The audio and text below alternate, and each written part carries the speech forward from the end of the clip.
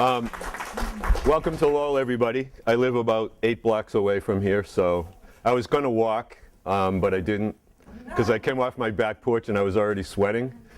I said, nah, the AC in the car sounds good. I live on out here where you are, if you kept walking over the Bridge Street Bridge, I live on the other side in a neighborhood called Centerville.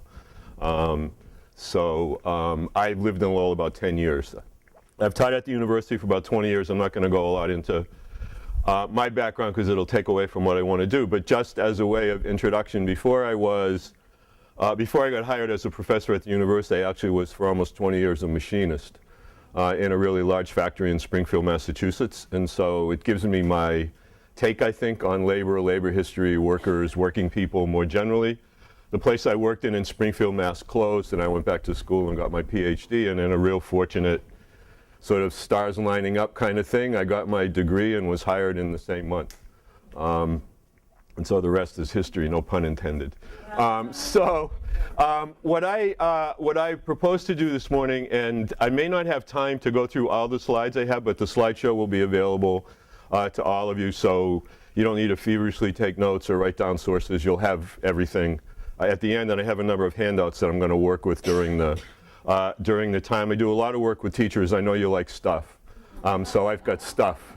And so hopefully and I want this to be interactive, so if we detour and I don't get to something, that's perfectly fine too. I know roughly where I want to be at the end, so somehow or other we'll get there. And so the long story and then backwards and forwards again. The period of the coming of these mills to places like Lowell, shortly after Lawrence, Massachusetts starts being developed in 1845, a number of other mill cities throughout Massachusetts, New England, and then sort of creeping down through the rest of the New England states into the Middle Atlantic as well. The challenge here really is, I think, in teaching this, to understand the changes and the shifts that happen amongst the people that end up working in the mills. And so what's clear to me, at least the way I think about this, is people that end up in the mills were always used to working hard on the farm or as a young apprentice in someplace like what you saw yesterday at Sturbridge Village, like the sawmill or the blacksmith shop.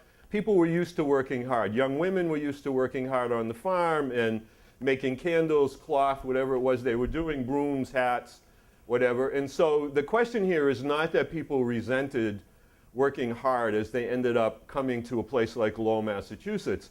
The resentment grows, and that's what I want to talk about, because of the way they were worked, the way they were disciplined, the way, if you will, they were schooled into taking on the demeanor of a factory worker.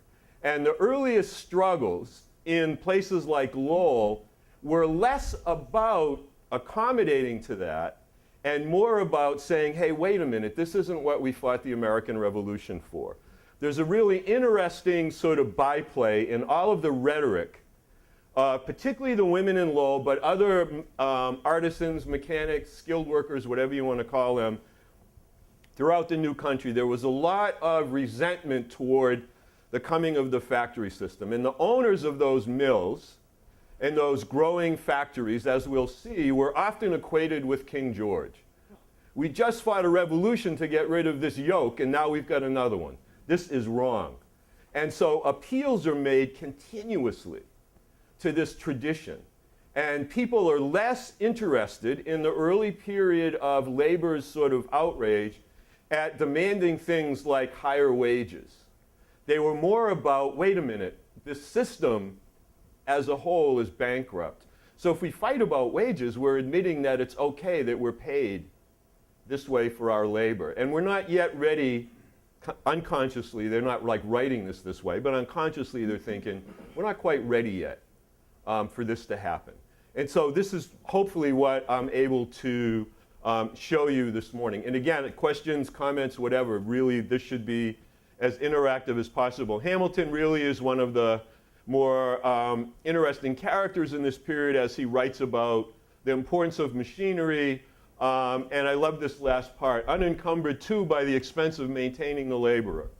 He's already articulating as early as 1791, more machines do more work, we have to pay less people. right? It's like automating teaching, right? At the university now, they want me to put all my courses online. I say, but I would miss this. Why do I want to do that? So anyway, quickly, again, the machinist in me can't help. A lot of this technology is emerging during this period of time. The development of a really strong metalworking industry. In Lowell, there's something called the Lowell Machine Shop, which is over. Have you gone on the canal ride yet? Like over where that big empty place was when you went on the canal ride? The big empty lot where all the work is being done? That's where the Lowell Machine Shop was. And it essentially made machinery like this and other textile machinery, and eventually began exporting machinery around the world. So we have really, I think, in this period before the Civil War, not something I'm original with here, but a market revolution. Lots of industrialization, the growth of manufacturing, the growth of an urban nation. Obviously, this grows even more after the Civil War. Westward expansion, lots of new markets. And again, I'm going through this kind of quickly, but I want to create context. Emerson, in this essay he writes called The Young American, America is the country of the future. It's a country of beginnings, of projects, of vast designs and expectations. Obviously, the expansion, again, stuff that I'm not telling you anything new here, but in context. The growth of a market economy, the growth of more far-reaching places where people can sell their stuff, the growth of competition, all of that's going to come to bear on a place like Lowell. As there's increasing competition for what Lowell makes, the mill owners in Lowell, the overseers, have to figure out how they can get more cloth out of each individual worker to drive down the price, or more cloth with fewer workers, more machinery. When you go through the downstairs here in the boot mill and you look at all that machinery, that's really what that's all about. How can we get one worker to tend 2 machines? How can we get one worker to tend 4? How can we even maybe get them to tend 8? Then we don't need 8 workers in front of 8 machines. 1 worker, 8 machines, 8 times the productivity, for probably even less wages than the individual worker might have been making before. So all of that is part of the puzzle here. Again, you probably did all this the other day or probably on Monday, but first mills opening in the early 1820s. More mills, more spindles. This is a really, for the time, an incredible undertaking. Lowell becomes the largest industrial center in America. 50,000 miles of cotton cloth a year. I don't know how far that stretches, but 50,000 miles, I guess, is a lot of cloth. On the eve of the construction explosion in Lowell, and again, I want to use some primary sources here to juxtapose images here. So I need a volunteer. I'm already tired. I haven't been teaching since the end of April, so I'm out of breath already. I know, shame on me, right, for admitting that to all of you. Somebody want to read this quote starting with as? Go ahead. As we ascended the high grounds which lie on the side of the Merrimack, the beautiful valley which had been chosen as the site of manufacturing establishments opened upon our view. It is indeed a fairy scene. Here we behold an extensive city, busy, noisy, and thriving, with immense prospects of increasing extent and boundless wealth. I love that part, is indeed a fairy scene.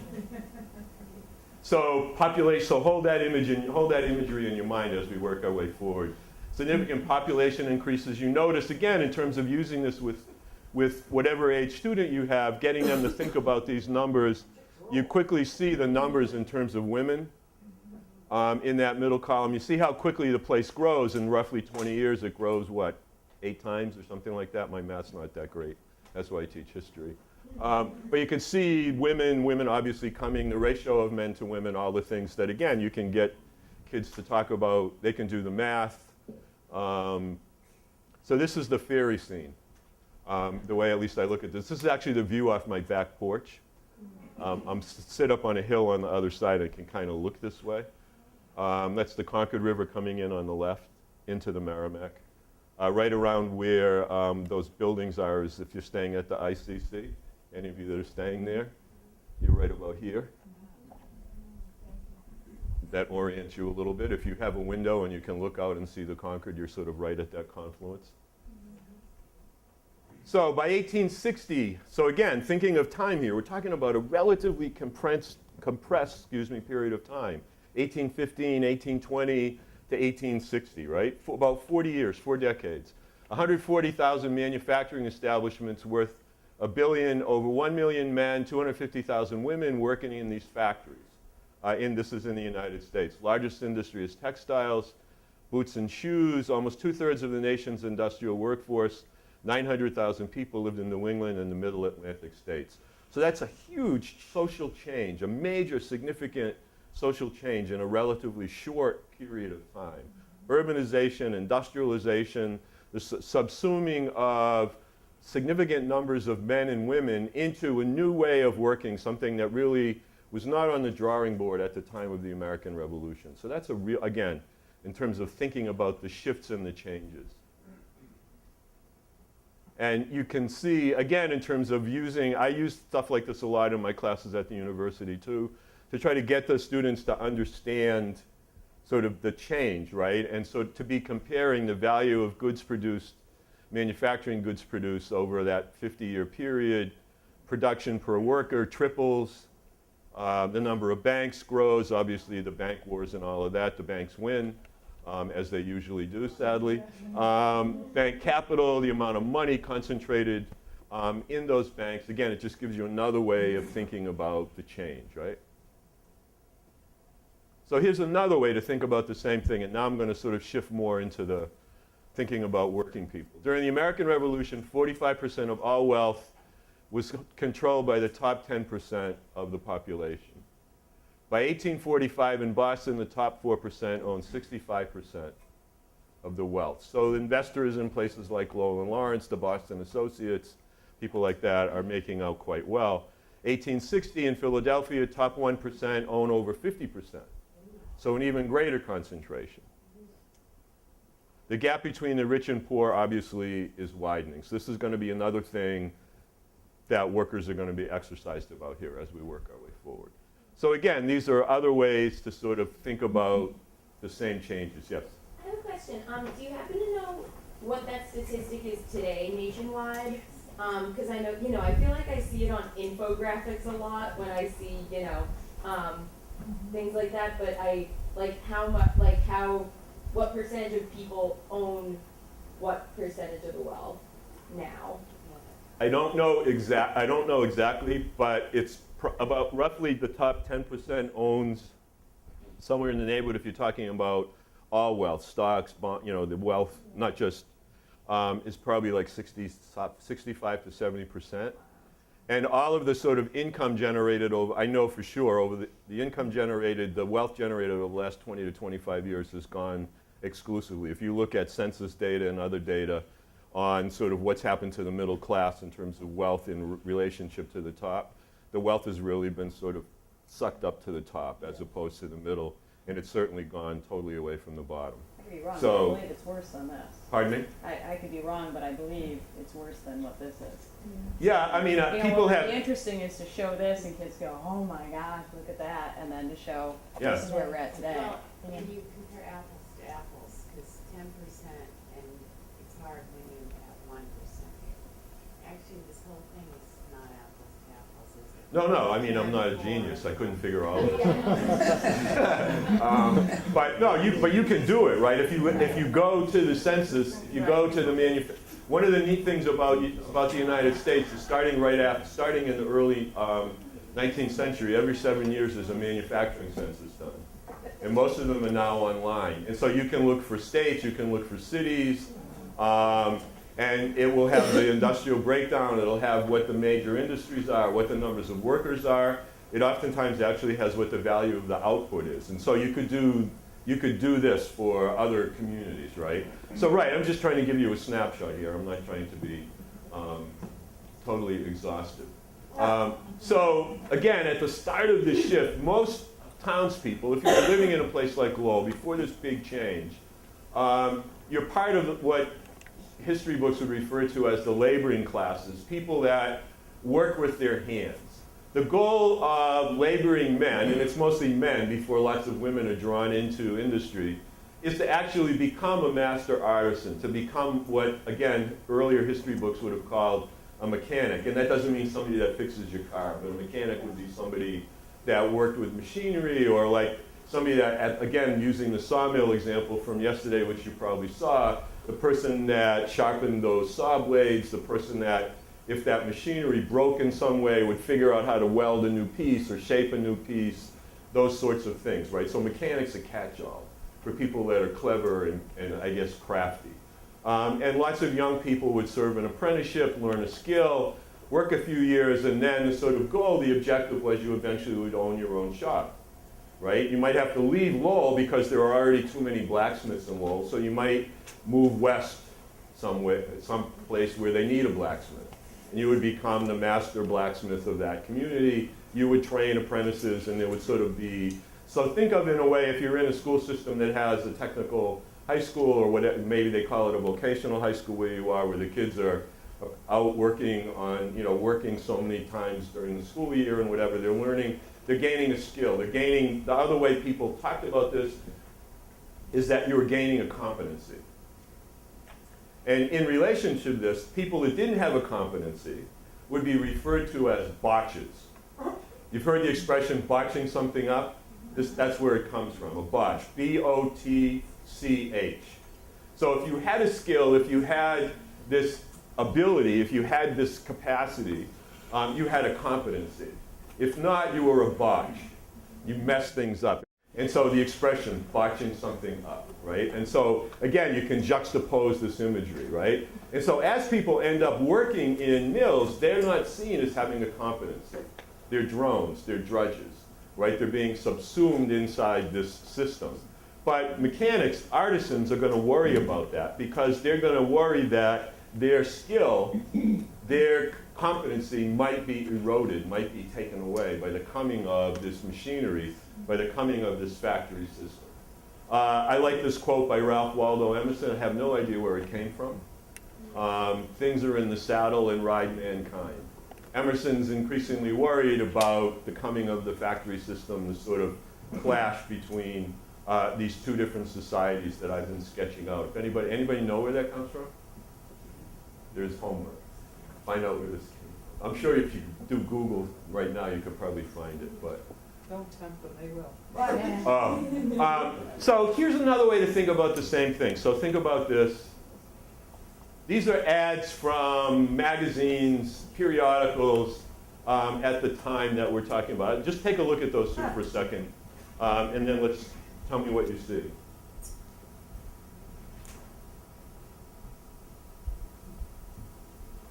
If you were one of these people with a competency, with a skill, what would you be thinking about when you saw these things? Hysteria would be thinking, oh, I'm going to be replaced. Okay, thinking you're going to be replaced, where do you see that? Like this, on the one on the left, it's, I mean, they're making the claim that these railroads are dangerous, but I think also, the idea that will replace these farm wagons that are on the right that people work so hard to make, and that's their livelihood. And what else will it do? Somebody else. That's right. I agree with you. That's good. This is propaganda, but for what? To what end? What's the? Don't see this one for a second. What's the next being? generation? We're worried about the next generation of our kids and what's coming ahead for them. Yeah, I mean, I like this because it sort of reminds me of all sorts of when other technologies come.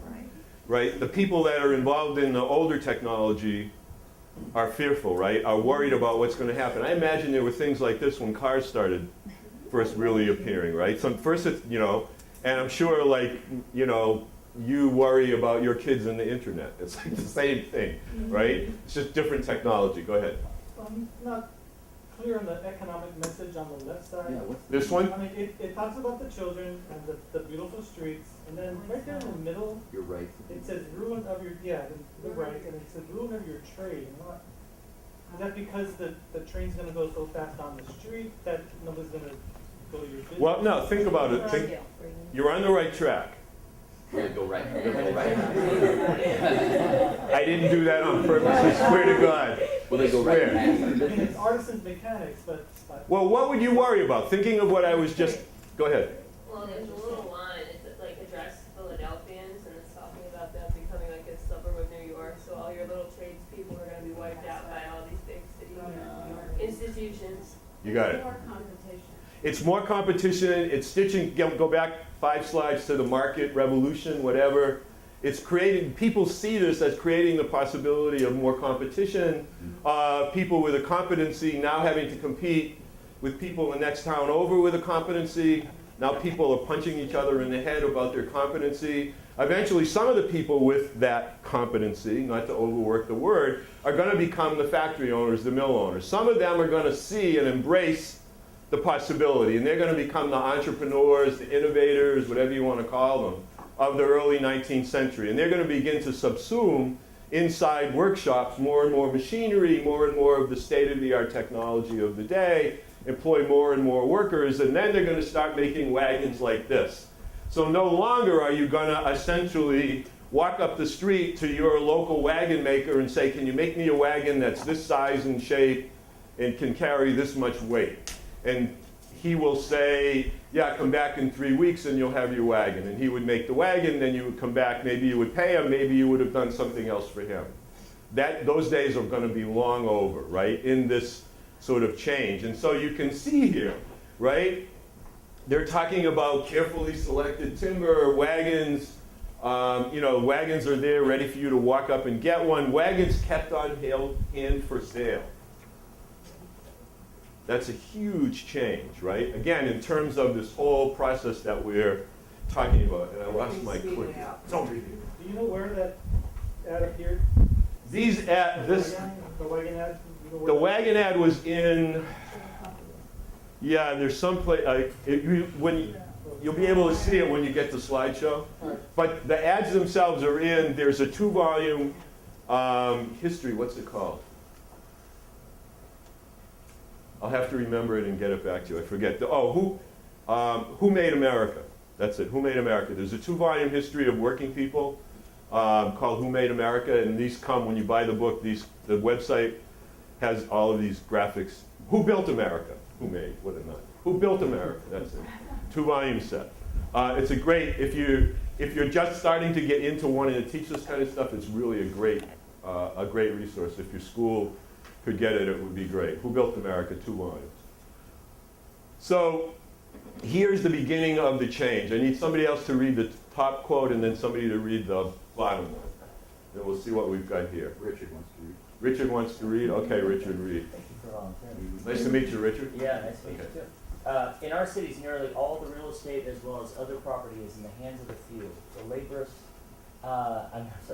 laborious mechanic seldom rests beneath his own roof. He lives a life of toil, and it, cut off in his prime, leaves behind him a family without a home, destitute and often friendless.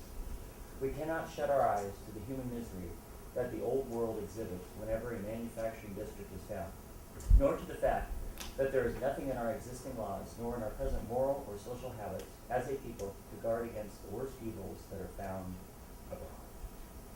Not as good as Joseph, but Pardon? not as good as Joseph yesterday, but So, this is a call that's made in New England called to the working men of New England. I have a copy of it which I'll give to you when we're done of the whole document. Again, another really great primary source. But they're beginning to lay out here and articulate their worries, their concerns as to this increasing factory system. And so in 1827, this Mechanics' Union of Trade Associations gets formed in Philadelphia by carpenters. Again, people with a competency, who are worried about the fact that increasingly what's happened in places like Boston, Philadelphia, and elsewhere is little factories are popping up to begin to make the parts and pieces for a house. So you'll have a factory that's making the window frames.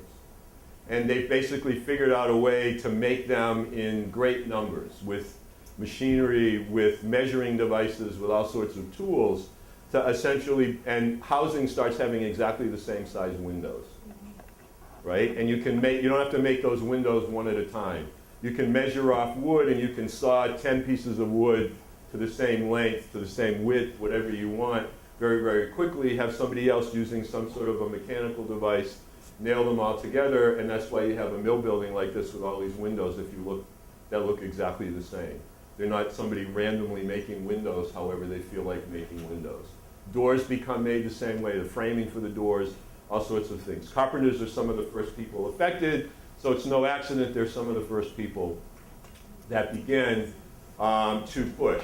Working men's political party gets formed. There are general strikes now in the late 1820s in a number of cities, and they're protesting being turned into, in their words, factory slaves. There's a lot of worker literature that equates themselves to slavery in the South. That's a whole other conversation, but that's definitely there. We'll see in some of the stuff the women write. Demands that workers begin to put forward, some for the 10-hour day, free public education, abolition of imprisonment for debt, laws against monopolies, legal protections for unions. Most times when workers do try to combine, their employers take them to court. The courts consistently rule against unions, the rights of workers to bargain for wages. They essentially say unions are illegal because they inhibit an employer's ability to run his or her business the way they want to. And they're consistently ruled illegal by the courts. Payment of wages in hard currency, not scrip. Lots of employers will pay people in a certain amount of money that they can only use in a company store. This is from the same document. Maybe get another volunteer. When you were talking Sorry. about that and the cases, all of those early cases brought forward by the workers, kind of at the local and state level? Because was the federal government even dealing with any of that? Yeah, some cases actually made it all the way up to the there are several cases that actually, I'm not going to remember the names of them off the top of my head, but several cases actually make it to the Supreme Court. So, Really? I mean, in this period that we're talking about, cases get challenged. They work their way all the way up. They're ruled as unions are ruled as in restraint of trade and things like that. okay. And so yeah, they're pretty early on. There's a case law that's building. It's going to take really a while. I mean, it's not till 1935 that with the National Labor Relations Act that there's really sort of federal law talking about rights of workers to form unions. So we're talking about 100 years here. Yes? The name Commonwealth versus Hunt is pulling around my head. Commonwealth versus Hunt, that's in Massachusetts, isn't it? Yes. And what is that 1850s time frame? Like, is that 42. 42? Okay. Jesus. Who said 42? Eric, you know. Thank you for that. So yeah, so again, it's bubbling here, right? But there aren't any court rulings that say, yeah, it's okay, right? Again, the laws fitted for, this is Working Men of New England again, the laws fitted for a free community should be plain and simple, adapted to the apprehension of every capacity and placed in the hands of every citizen. Not only our property, but freedom and life itself are now at the mercy of laws which the people never made, which none of us understand, and which are interpreted only by men whose opinions are in the market for the highest bidder. The Tea Party stuff. Yeah, maybe yes, maybe no. But the point here is that people are definitely seeing that the trend here is that the sort of way that they worked and the way that their daily life operated, somehow the rules are changing. And they're not quite clear who's making the rules anymore, nor are they saying do they understand them. And that, again, I like this last part, in the market for the highest bidder. And so this, I find this document, which again I'll give to you in a few minutes, really an interesting one to sort of see how they're thinking, right? I mean, this to me is pretty sharp political analysis of the time. So let me leave that for a second. Old John Greenleaf Whittier.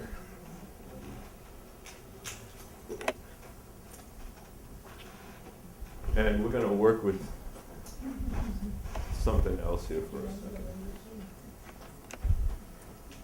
You can read that while you're waiting for this next piece of paper.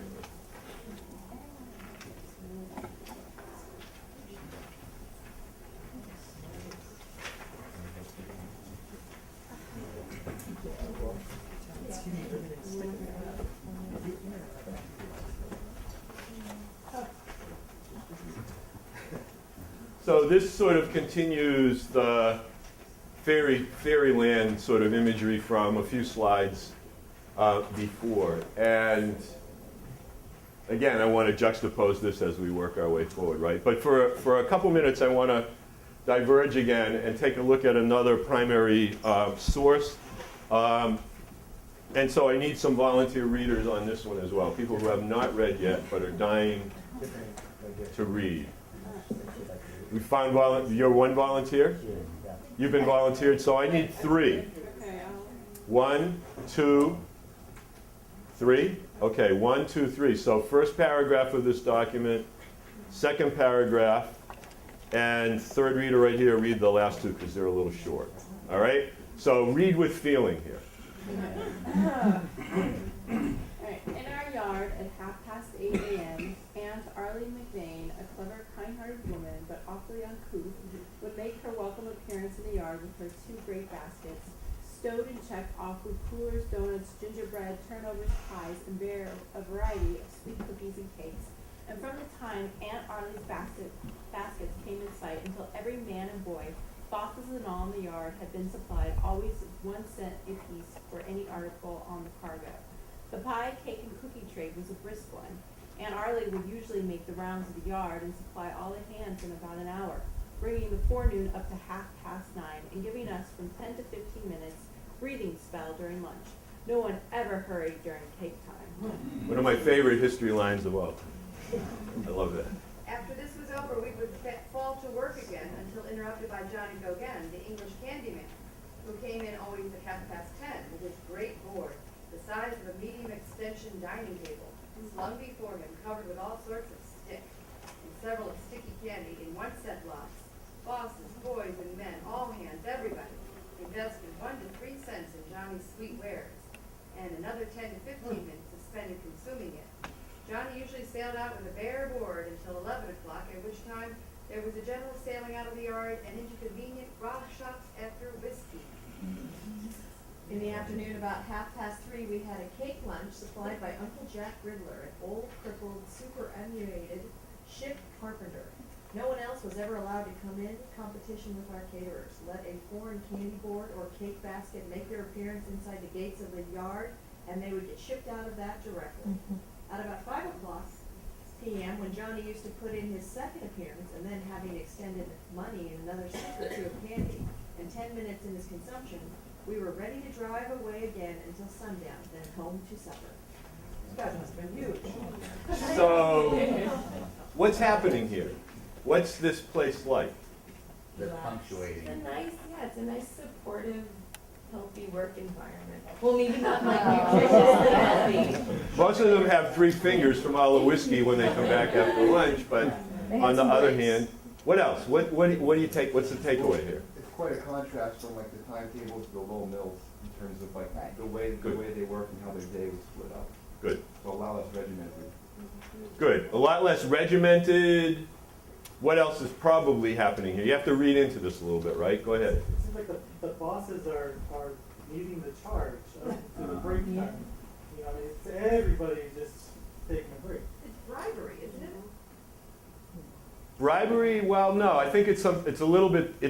You have to read a little more into it. But I think it's again the idea of the Lowell mills and the bells and the timetable juxtaposed to this. What's still happening here in this workplace?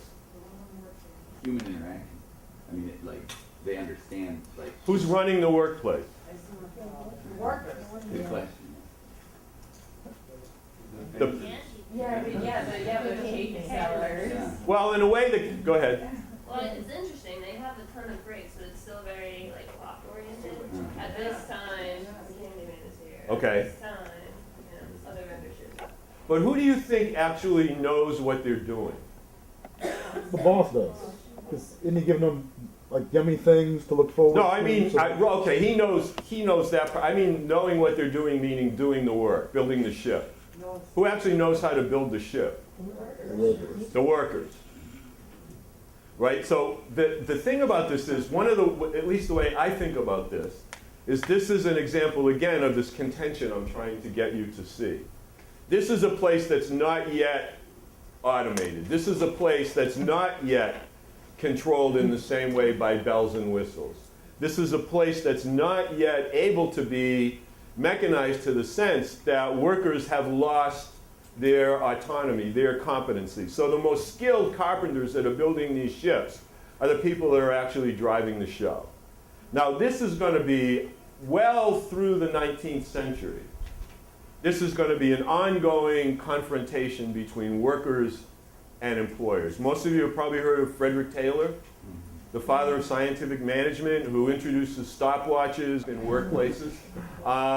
Taylor is really one of the people toward the end of the 19th, the first part of the 20th century, who's trying to help the steel industry, the automobile industry, a lot of the big industries of the late 19th century, early 20th century, to fully mechanize. The sort of end process here is Henry Ford and his River Rouge work and his assembly line. Think of, if you've seen Charlie Chaplin's Modern Times, juxtapose that funny version, or I Love Lucy, where she and Ethel are eating the candy and going crazy because the line's going too fast. That's the opposite of this, right? These guys are stopping to eat their candy. Lucy and Ethel are so out of control that they're stuffing the candy inside their bra because they don't want the boss to see that they can't keep up, because she's told them one more time and you're fired. These guys could give a crap. Time for a break, right? And so again, this is really part of this, to get kids to see this, to understand this, I think at least, is really important. And so I've given you other ways to do this, right? You can use Charlie Chaplin's Modern Times. You don't have to show the whole thing. You can just show the little pieces of the assembly line. And there's a moment in that where the employer brings in a robot feeding machine, because someone has told him that if you could actually feed workers automatically, they don't even need lunch. You can have them being fed by a robot and they can still be doing what they're doing. Frederick Taylor, Henry Ford, Charlie Chaplin, I Love Lucy. You can do all of that. You can use this and then use those things and completely sort of, you know, I mean, where do you think bells came from in schools, right? It was to get kids ready for this same stuff, right? I mean, it's all of a piece here, right?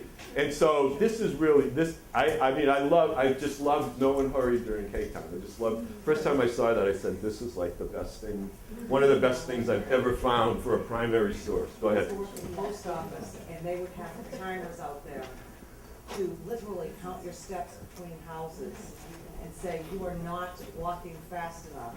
You should have this route delivered in 8 hours, we've paced it out before.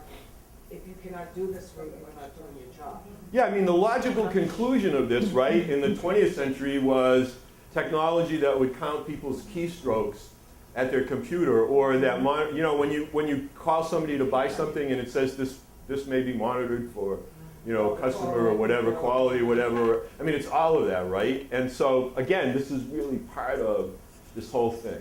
I don't want to overly make the point. So, think of John Greenleaf Whittier, fair unveiled nuns of industry, sisters of thrift. And are ye not also sisters of charity? Blah, blah, blah, blah. So here's another take. Dr. Josiah Curtis in a report to the American Medical Association. There is not a state's prison or a house of correction in New England where the hours of labor are so long, the hours of meal so short, and the ventilation so much neglected as in the cotton mills with which I'm acquainted. Factory ventilation was about 85% below what it should have been for decent health conditions, and women slept in dormitories scarcely better ventilated than the mills. So much for unveiled nuns, or I guess that's what Whittier thinks about nuns. At any rate, yes? Yeah, but I mean, that's just the history of labor throughout all of history. I mean, you have the skilled workers, therefore they have power, so you want to make sure, in Lowell, this was very specific of who they wanted to hire. They wanted to hire women because this is their first opportunity to work, so they're willing to put up with some things. So they think. Right, at least at first, you know, this is their first opportunity. So today, where do we go? We go to factories in other countries. Yeah, yeah. Where, again, you know, those opportunities, because the American populace is not willing anymore. So that, I mean, that's history of labor over and over and over. Oh, I totally agree. So you could have this quote in Bangladesh before that factory collapsed a few weeks ago to describe what the conditions were. And, yeah, sure. I mean, again, you could do. I mean, when I'm teaching this, I'm sort of looking at 19th century. That's the way I teach it, right, at the university. Is that kind of a comparison? So what's changed? The scene of again, that's what I was going to say. My opinion, the scene of the crime has shifted. So mills required significant social adjustment, never been such a structured manufacturing system, never so many young women living away from their families in the city. First mill women had known hard work but never answered to a formal boss, 12-hour day, 6-day week, 3 annual holidays, no say over wages and rent. Again, stuff you know, but What were the 3 annual holidays? Christmas, 4th of July, 4th of July, New Year's, and Washington's birthday. and Thanksgiving, right? Not Christmas. Washington's birthday. Right, the war on Christmas had already begun. There was no Christmas holiday. 4th of July, Thanksgiving, and Washington's birthday? no, not Washington's birthday. I remember something that. No Easter. No Catholics, come on. No, Catholics were like, Was there something that's like New York? we would never make a federal holiday in this time period with a Catholic thing motif involved. If you want a really good book on the early mill period, this book by Thomas Dublin, Women at Work, is really quite good. I think it's one of the things that most people would say is like one of the Bibles that people would use. Inside of a factory,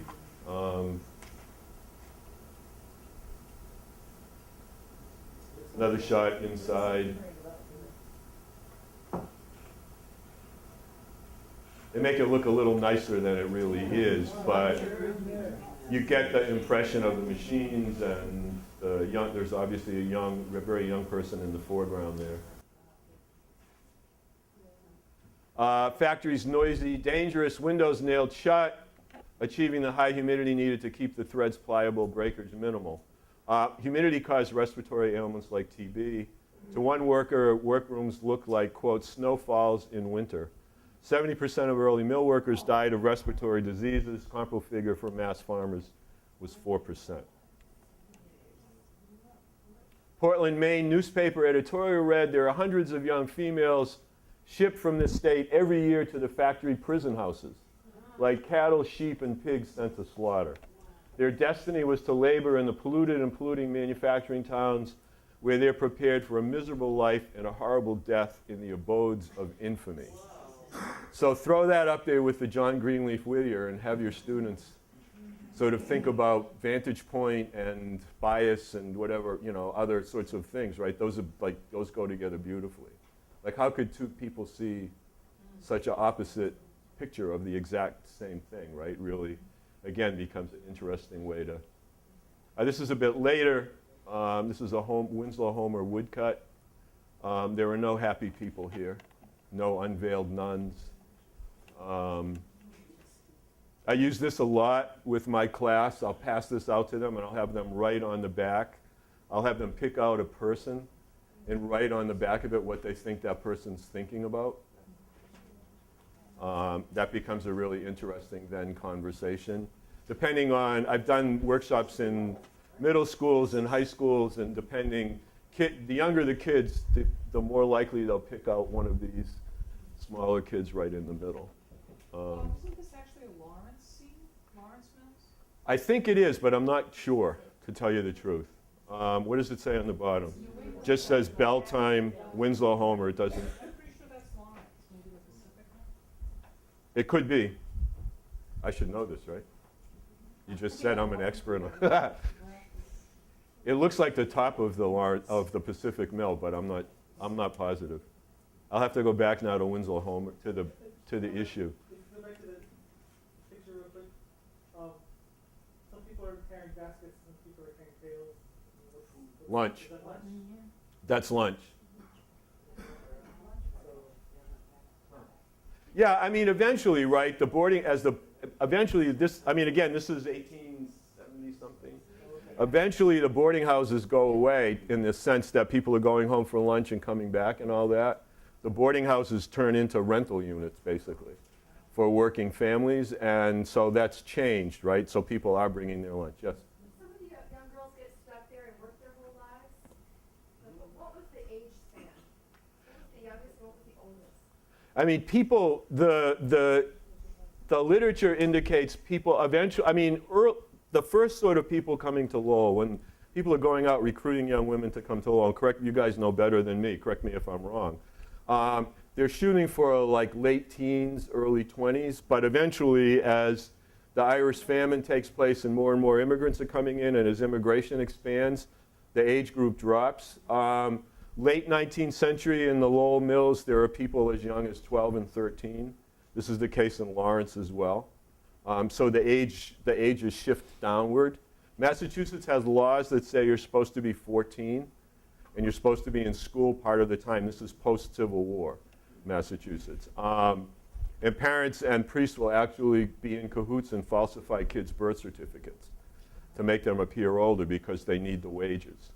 And so this happens in Lowell and Lawrence. I've looked at a lot of census stuff in Lawrence where kids, even as young as 11, somehow sneak in under the radar. There's also later in the 19th century in Massachusetts laws about being in school. You're supposed to, if you're working, you're supposed to be in school in the morning and then you can come to work in the afternoon. And principals will falsify that stuff as well, again with parents' encouragement to make it look like the kids are actually in school when they're not.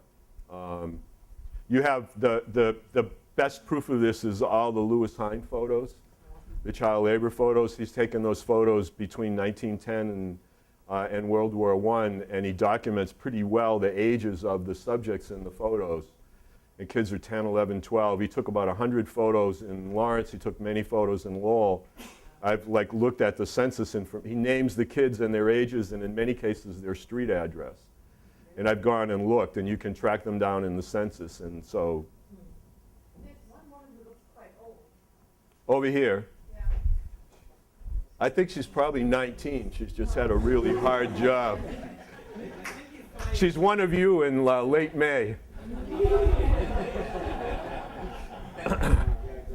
that early sort of classic mill girl period, the very beginning period, the 1820s, 30s, I mean, the average is only a few years that they work, but as we get past that, and especially as immigration takes over, then people do settle in and become permanent. People are working for life, yeah. Yeah, take a look at Dublin's book. And some of them, once you get citified, you maybe don't want to go back to the farm. Yeah, I mean, for a lot of people, it's a step up. It's a step forward. And wow, liberation. I'm out from under the thumb of my father. How cool is this? I've got money to spend. I can go down on Merrimack Street and shop. And so all of this is, again, this is all swirling, right? This is changing roles for women, changing roles for young women not being overly supervised at home anymore. The boarding houses are supposed to do that, but obviously that doesn't completely work. People always can figure out a way to get around it, right? So one of my favorite historians, a British historian, this is a great essay, Time, Work, Discipline, and Industrial Capitalism. First generation of factory workers were taught by their masters the importance of time. The second generation formed the short time committees in the 10-hour movement. The third generation struck for overtime and time and a half. They had accepted the categories of their employers and learned to fight back with them. They had learned their lesson that time is money only too well. So this is another way to sort of summarize, hopefully, what I've been getting you to see and think about. So this is an evolutionary process here. Yes? Maybe another sidestep, and maybe someone else can answer, or maybe you know, or I don't know. Did the mill owners in Lawrence or Lowell form an association for themselves? Oh, yeah. To plan, because I know in the paper mill industry in Wisconsin and stuff, they're definitely in cahoots there. There's an association of mill owners that got together regularly to make sure that they're on the same page with. Oh yeah, no, there's mill associations, there's a Massachusetts Mill Association, people are working to set wages. Oh yeah, this is happening all the time. There are these trade associations, people meet in cigar smoke-filled rooms, I'm sure. Yeah, I mean, once the activism takes place, I'm going to try to move a little bit quickly because I want to use this last thing I'm passing out. First issue that emerged in United Factory Workers and Middle Class Reform Movement was the hours of labor. So people are able to bridge, workers are able to bridge a relationship with the middle class around the length of the workday. After the Civil War, there's a very vibrant 8-hour movement. 8 hours for work, 8 hours for rest, 8 hours for what we will is pretty much the slogan of that movement. And so this becomes really a focus. Whether it was the 10-hour day, especially for factory workers, or the growing insistence on an 8-hour day for all labor, the shorter workday was seen not as a simple end in itself, but but as a crucial first step to the road to broad social transformation. So pushing for the shorter workday becomes a focal point for labor protests, culminating in a massive sort of national strike in the late 1880s, which ends up in the Haymarket Affair, Haymarket Massacre. Too complicated to talk about now, but yes. Did the mill owners themselves go into the factories and see the conditions that the workers worked under? I'm sure they went in from time to time, but they had lots of overseers and managers and foremen that did that. I mean, the moneyed interest in a place like Boston, the Boston Associates, those folks I doubt. And if they did, then they're going to see them at their ideal. They're going to see them the way Charles Dickens saw them when he came to Lowell, the young women in their finest dresses and standing outside like it's springtime. And So he was it writes all this. staged? Dickens' visit, was it all staged? Was like Pretty much. Yeah, he saw what they wanted him to see. Sure. They knew he was coming. It wasn't like a surprise OSHA visit. So I'm gonna try to go. This is part of the constitution of that first Workmen's Association, sort of pledging solidarity against any members that don't stick up for the charter, that don't struggle for the 10-hour day. In 1832, workers across New England organized the New England Association of Farmers, Mechanics, other working men. Mill owners retaliated by firing the organizers. In Lowell, Kirk Boot fired William Guild from the Lowell machine shop for attending an association meeting. Workers retaliated by electing Guild to the state legislature in Boot's place. So that was nice poetic justice. And Kirk Boot is the Boot in the mill that we're presently standing. This is the document I'm going to give you, so I'm not going to take the time on that. Large-scale walkouts, first one, February 1834. So that's not too long, right? If you're thinking the coming of the mills and the growth of the workforce is the late 1820s, early 1830s, first really big large-scale workout in 1834. It wasn't as though there was like this 20-year period where everybody was content or felt like they couldn't say something or do something. October 1836, women walk out again. I'll read this and then we'll look at that last piece I gave you and so we can finish up on time. The oppressing hand, this is again from a proclamation of striking workers in 1834. The oppressing hand of avarice would enslave us, and to gain their object they gravely tell us of the pressures of the times. This we are sensible of and deplore it. If any are in want, the ladies will be compassionate and assist them. But we prefer to have the disposing of our charities in our own hands. And as we are free, we would remain in possession of what kind Providence has bestowed upon us, and remain daughters of free men still. Very much a reference to the American Revolution. So again, you have all this, so I'm not going to, I just see if there's anything. Resolution, this is a labor convention that's held in Lowell in 1844. Last slide I'll use, and then we'll look at that last piece. That we regard the present system of piecework as practiced in our factories as unjust to the operatives, uncalled for by the present good times, and high dividends, and designed cruelly to hoodwink, oppress, and grind the faces of the poor. And further resolved that as the females in the mills are our fellow sufferers in this respect, we hereby invite them to cooperate with us in this glorious work of reform. So what's really interesting here, if we had another like 3 hours, right, we could, but what's really interesting here is as the movement builds in Lowell and other places, and as women begin to sort of organize and begin to articulate this vision, they also very dramatically connect this to and hook this up with both the struggle for the vote and the struggle to end slavery. So many of the women who are the leaders of the 10-hour movement, who are the leaders of these women's strikes, walkouts, this association of women mill workers, end up as key people in the anti-slavery movement as well, in the women's anti-slavery societies, and obviously in the struggle to get the vote. And so it's really important to sort of not leave what, I mean, up until fairly recently, women are totally left out of this period of labor history. It's the mechanics, it's the artisans, it's skilled men that are written about, thought about.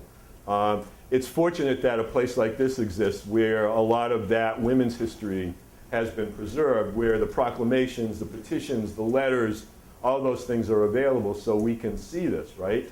And so again, part of the way that I teach this is to look at these young women in the boarding houses and in the mills in Lowell and compare them to women workers in places like China. There's a wonderful film called China Blue, fairly new. I think it's about 4 years old now, maybe a little older. China Blue, which is about women textile workers in China. And the filmmaker was able to get her cameras into a boarding house in a jeans factory. That's why it's called China Blue. They're making blue jeans. Into that jeans factory. And when I first saw that, I didn't cry, but I almost did, because I felt like it was the closest visual approximation I could imagine to what it would have been like living in a boarding house in Lowell. In the sense of the camaraderie between the women and the way the women related one to another, and sort of the way I'm not going to give away the film, but as the film unfolded, how politics matured inside this workplace. And so again, it's another way to sort of, if you're teaching those classes where you can sort of do old, modern together or whatever, it's an interesting way. Yes? Do you have any examples or names of such women who were part of the 10-hour movement that went into abolition? Yeah, Sarah Bagley is one. I mean, there's others. I'm not going to just remember them off the top of my head, but if you look at women's anti-slavery societies, a lot of the women are going to be leaders in the women's movement. And the neat thing now is, I'll just show this really quick. So let's see. The voice of this newspaper, the Voice of Industry, which becomes the newspaper that women workers put out in Lowell, and it gets disseminated elsewhere. The entire of this is now online.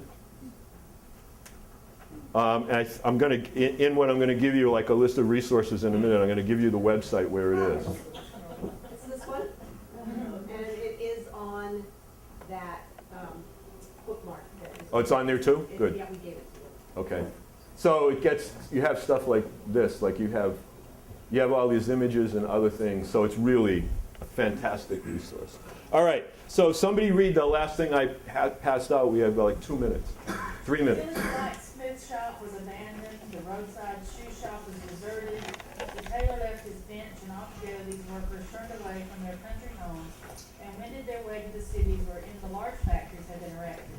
The gates were unlocked in the morning to allow them to enter, and after their daily task was done, the gates were closed after them in the evening. Silently and thoughtfully, these men went to their homes. They no longer carried the keys of the workshop for the workshop. The tools and the keys belonged not to them, but to their masters. Thrown together in this way, in these large hives of industry, men became acquainted with each other and frequently discussed the question of labor rights and wrongs. Yeah, so juxtapose that to nobody hurries during cake time, right? The imagery there of giving up the keys is really, again, one of these really nice things that what does it mean that you no longer have the keys to the shop, right? Right, it's like when you first get your license and you have the keys to the car, and so just a really, again, important imagery. I put here a list of a whole bunch of resources, websites, labor-related stuff, and as well some census material from Lowell on manufacturing and the federal census, just a way, again, that you can see numbers that you might, again, depending on what you're doing, you can get with a math teacher and you can do ratios and things that I don't know how to do. Question, one more, and then we got to go. You got to go. I'm going home. Yes. Yeah, they did a lot of garments that were sewn by the mill workers. How are the garments cut? You're going to cut some upstairs in a minute. But here they were making cloth. So they wouldn't have been actually making clothing here. They would have been making the cloth that then would have gone someplace else. And so, I mean, it would have been with patterns and eventually technology. So it would have been stitchers, sewers, right? I mean, the whole garment the whole garment industry, right, as complicated as it is. Yes? Do you know of any examples of violence between the workers and owners before the Civil War? Was there any of that in the United States going on? I mean, there were confrontations, so I'm sure there had to be, I mean, I can't think of one off the top of my head. The sort of first bursts of really major, significant labor capital violence come in 1877 with massive railroad strikes. Railroad workers all over the country go on strike in 1877, and it's like a pitched battle. Hundreds of people die. The entire railroad industry is shut down for the whole summer of 1877. That's really one of the first big ones. I mean, there are other, in 1860 in Lawrence, a mill collapses and kills over 100 workers, the Pemberton Mill. You can find out all about that online. There's actually an incredible video of that. Somebody recreated it. It's actually quite brilliant. I think it's on the stuff I gave you. Yes? Just real quickly, and it's just fascinating, and I'm sure I'm not the first one to think of this, but what's going on right now with the Chinese workers kidnapping the owner of the factory going on right now? He's on day 5 or 6. Yep. So I'm going to try to get as much information and tie that into my students when I teach this. So kind of Yeah, I mean, I've not come across something where some mill owner in Lowell was kidnapped. it's very interesting, but he was interviewed today. Yeah, the factory owner was interviewed? It's a civil thing, too. Yeah, but certainly, yeah. The bigger violence in American labor history that I'm aware of comes post-Civil War. 1877, incredible violence. 1886, 1887, Homestead strike later in the early 1890s. The Pullman strike, which is the anniversary of the startup of that today. And so the real sort of big struggles. And then that violence is going to persist well into the 1930s. Right. I mean, the whole organization of auto, steel, electrical, radio, appliances and all of that, that's just a massive amount of violence in the organization of that. So anyway, thank you.